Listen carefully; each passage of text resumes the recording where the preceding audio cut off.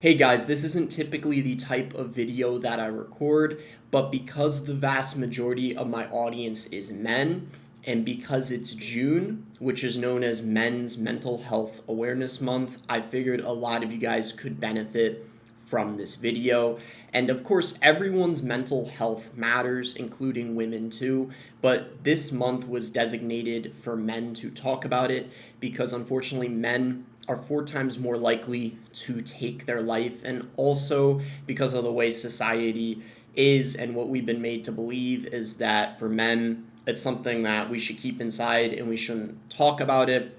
But I wanted to record this video and talk about my struggles with my own mental health and some things I have done to improve it, and maybe some things you guys can take away from this video to help your own mental health if you are struggling. So this is a topic that has always been important to me as someone that has struggled with mental health for a good chunk of my life. When I was very young, around 6 years old, I was diagnosed with Asperger's syndrome, which is basically a form of high-functioning autism for you guys that are not aware of that. In autism, there's a whole spectrum. A lot of you guys that watch my videos or people that know me wouldn't really expect me to have autism because I come off as a pretty smart guy and I am pretty intelligent, but socially it has always been a challenge for me, which is why people that have autism are significantly more likely to have anxiety, depression, and thoughts of taking their own life, which I certainly have had plenty of, especially when I was in middle school and even in elementary school. Some of those thoughts emerged as early as then. When I started to get older, in high school and in my early 20s, I've understood the world a lot better, and that has helped me socialize a lot more, finally have some long-term friendships, something that I struggled with when I was a lot younger, and even get into dating, which I have gotten way more successful at recently. So it's definitely important to not give up hope and not give up. That is one of the most important things, feeling like in your mind you can't do anything. And sometimes I get into those states of mind because I do constantly battle oftentimes with anxiety, especially, and then sometimes stages of depression. But what really helps me and what I want you guys to incorporate into your own life as much as you can is take control of the things you can control. I've always had times where I've had struggles with sleeping because I am just way too anxious sometimes. I just cannot calm down. It could be just because of having a stressful day or being anxious or fearful about the future, whatever the case is, whether it's the next day or just something I'm worried about happening, and that'll prevent me from falling asleep sometimes. And then sometimes it just ends up being like a snowball effect or domino effect. If it's one bad thing, it leads to others. So it's like sometimes I find myself just being extra lazy or not doing things I should be doing just because I didn't sleep well, instead of taking control and doing the things I can be doing, which is why there's always something you can do, right? Before I recorded this video, I actually had a very healthy meal.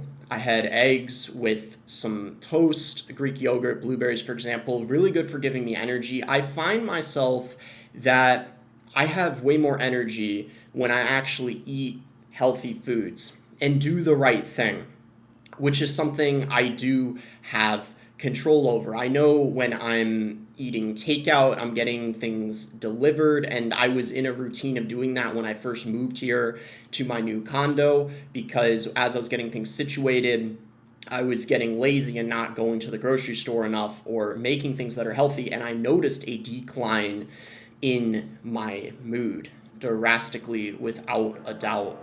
And the other thing that is also very, very important, of course, which is probably obvious to a lot of people, but sometimes we forget to do it, but I really want to emphasize how important it is. Exercise. Exercise. It's so important for your health, not just your physical health. People really underestimate how much it does wonders for you for your mental health. When I was in high school, one of the biggest things that helped me through hard times, I feel like, were my, experiences I've had, especially in track. Baseball has helped a bit, but track, I believe, was the main thing that benefited my mental health so much, because when I was on the track team, I feel like every day, after school, getting that exercise where you're running a lot, there's those endorphins, literally the feel good chemicals. It's really, I'll tell you guys right now, it's really hard to be depressed and feel sad when you're running and you're exerting so much of that energy. You just feel so much better, and all your stress really does just feels like it just goes away entirely, and you're just focused on running. And those are the best times too, if you're someone that struggles with interacting with other people, meeting new people, doing things like track or other kinds of clubs, exercises you enjoy, or whether it's going to the gym. The gym is what I do now. That's where you find people you can bond and interact with. Like, one of my good friends that I had in high school was a guy named Matthew that was on my track team, right? We bonded and we clicked really well. We also both played Clash Royale. This is a Clash Royale channel, so we had quite a bit in common. So exercise can really go hand in hand with my next point, which is socializing, right? The worst thing you can do when you're depressed, basically, and feeling like you want to give up or you don't have control over your life or anything, is keeping everything in, being isolated, right? Maybe you're just staying in your room all day. You have to talk to people that either, whether you trust them at the very least, but ideally people that you love, whether it's your family or your friends. And there's always going to be someone that cares about you, right? Even if you guys don't think that there is. I know sometimes when you're in different states of mind and you're feeling very bad, it's hard to believe that, because you might feel like you're worthless or you feel ashamed for talking about it. But I promise, especially your good friends and family, they do really care, and you'd be surprised. Oftentimes they are willing to listen and help you out and get you through really tough times. And even if you feel too ashamed to talk to someone because you don't want to be a burden, I'm going to leave a link in this video of a hotline you can call and talk to, whether you're, in your crisis or whatever, or you're just looking for someone to talk to. It is just so important. But that's what's really benefited my mental health, and I've really understood the importance of having friends and making an effort to keep those connections. Something I've really struggled with when I was in elementary school, middle school. I just was not able to have long-term friendships because, for one reason or another, I just feared like I was going to get rejected. I was going to do something stupid to mess up the friendship, or I just ended up ended up messing it up for one reason or another.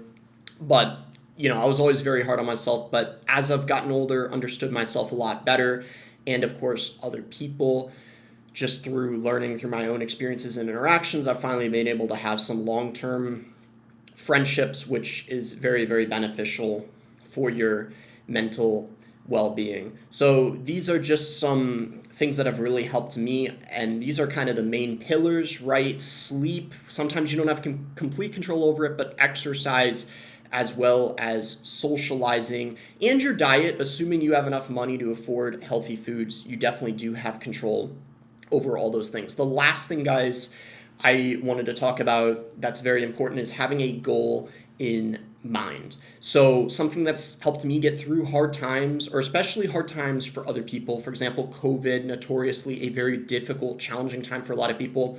What really helped me, the main thing that helped me during COVID, was having that goal in mind, becoming the best I possibly could inside of Clash Royale, and also bringing my YouTube to just new heights, right? Doing the best I could do to take my channel to the next level, And that's when I was uploading more frequently and the views were going up and up and up. I was improving as a player, and just seeing that progress was just so exciting to me, and it just motivated me to continue doing it. That's why for a lot of guys, me included, I also work out, just seeing, my physique get better and better, because when I was in high school, even though I did track, I was kind of skinny fat because I wasn't eating enough protein, and I also wasn't, working out, lifting the weights. So incorporating that into my routine, especially after high school when I wasn't doing track anymore, as a form of exercise, making sure I'm working out was so helpful. And even if you don't have enough money to afford a gym membership, you of course can do some exercises at home.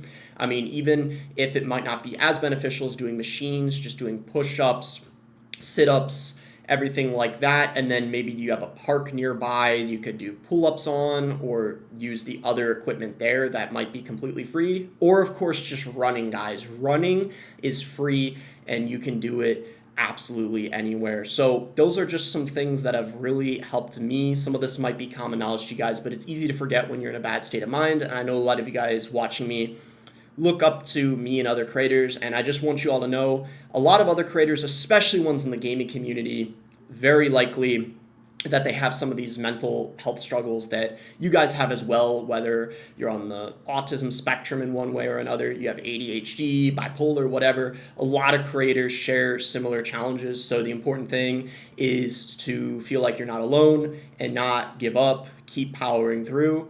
And yeah, I believe in you guys, and I'm going to try to heart as many comments as I can under this video, so definitely feel free to leave a comment and share your experience if you're able to relate to any of this, and some advice you guys would also give to other people.